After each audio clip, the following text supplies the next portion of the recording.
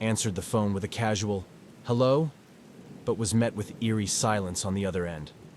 "Hello?" I repeated, my voice tinged with curiosity and a hint of apprehension. Still, there was no response, just a faint static crackling in the background. "Is anyone there?" I asked, feeling a chill creep up my spine. And then, just when I was about to hang up, I heard it. A soft whisper, barely audible, like a breath against my ear. Help me. My heart skipped a beat as a shiver ran down my spine. "Who is this?" I asked, my voice trembling slightly. There was a moment of silence, and then the whisper came again, more urgent this time. Please, you have to help me. I could feel my pulse quicken as a sense of unease washed over me. "Where are you?" I asked, my mind racing with possibilities.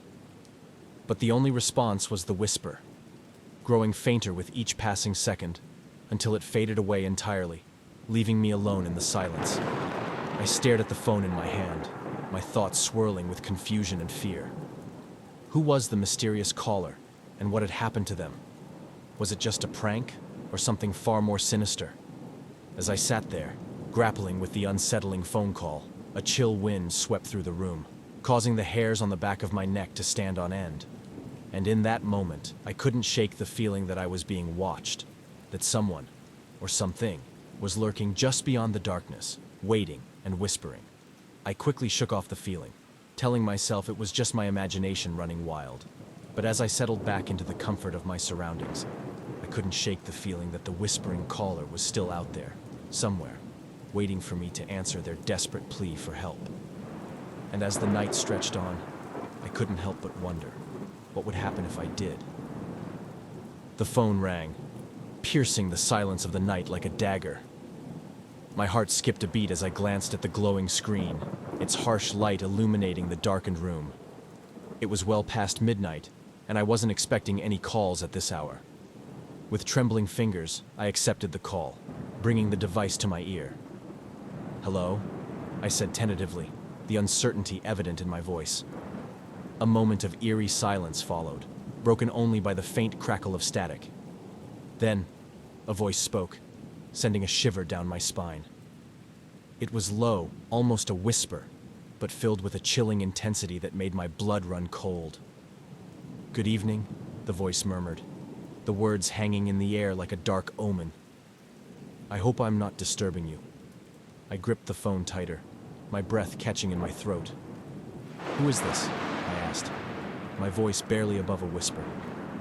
There was a soft chuckle on the other end, a sound that sent a shiver down my spine. "Oh, just a friend," the voice replied, the words dripping with malice. "I couldn't sleep, so I thought I'd give you a call. Keep you company, you know?" My heart raced as I struggled to make sense of the situation. Who could be calling me at this hour, speaking in such a sinister tone? "I'm sorry. Do I know you?" I asked, my voice trembling with fear. Another chuckle, colder than before. "Not yet," the voice replied cryptically. "But perhaps we'll get to know each other better soon enough." I felt a chill run down my spine at the ominous words, a sense of dread settling over me like a suffocating blanket. "Please," I whispered, my voice barely audible. "What do you want from me?" The voice fell silent for a moment, the tension thickening in the air. Then, with a sigh, it spoke again, its tone shifting, becoming almost pleading. "I just need someone to talk to," it said, the desperation evident in every word. "Someone who understands." I hesitated, torn between my instinct to hang up the phone and a strange sense of compassion for this mysterious caller. Against my better judgment, I found myself nodding, even though I knew they couldn't see me. "Okay," I said softly, resigning myself to whatever twisted fate awaited me. "I'll listen. What do you want to talk about?" And so, we talked. About life and death, about darkness and despair. The hours slipped away, the night growing deeper and more sinister with each passing moment. But despite the late hour and the chilling conversation, I couldn't shake the feeling that I was being drawn into something far more sinister than I could ever imagine. As the first light of dawn began to creep over the horizon, I said my goodbyes, the weight of the conversation still heavy on my mind.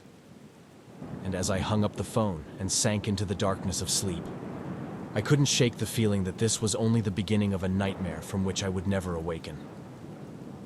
Alone in my dimly lit living room, the glow of the television flickered like a beacon of civilization amidst the chaos of nature's fury outside.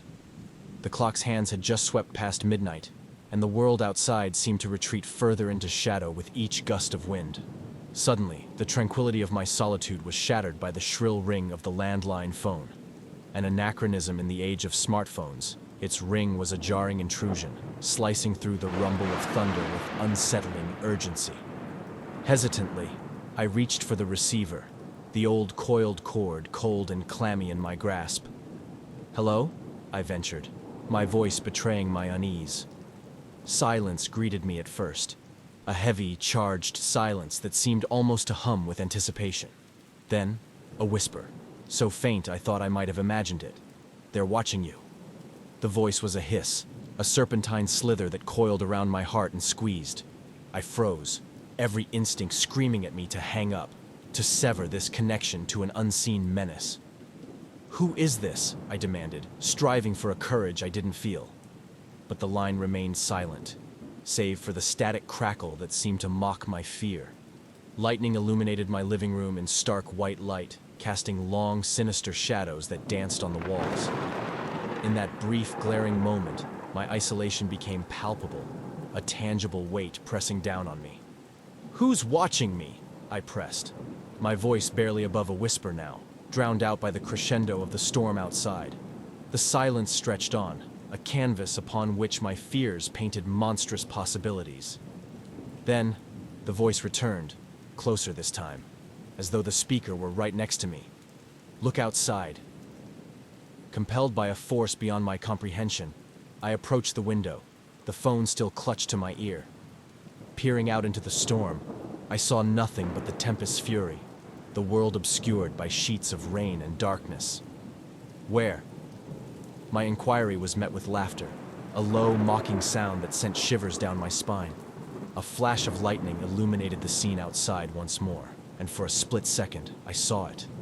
A figure, standing across the street, shrouded in darkness, its gaze fixed upon my window. My breath caught in my throat, and I staggered back, the phone slipping from my grasp and clattering to the floor. The laughter continued, echoing around me, no longer confined to the receiver but filling the room, a cacophony of madness. I scrambled to the door, locking it, my heart hammering against my ribs. The laughter followed me, a sinister soundtrack to my panic. I was no longer alone. The storm outside had invaded my home, bringing with it a terror that I could neither understand nor escape. The rest of the night passed in a blur of fear and vigilance. Every shadow seemed to conceal a watcher. Every gust of wind sounded like whispered threats. When dawn finally broke, the storm had passed, and the world outside appeared normal, untouched by the nightmare that had unfolded in the darkness. But the memory of that phone call lingered, a chilling reminder of the night when the storm brought a stranger's voice into my home, shattering my peace and leaving behind an indelible mark of fear.